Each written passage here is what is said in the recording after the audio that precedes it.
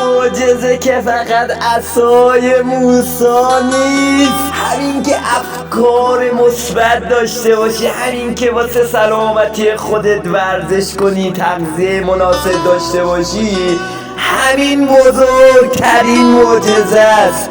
چون هر کسی نمیتونه سالم زندگی کنه. ما آدم ها از گردن به پایین همه شبیه همین. این از گردن به بالاست که افکار و تفکراتمون متمایزه.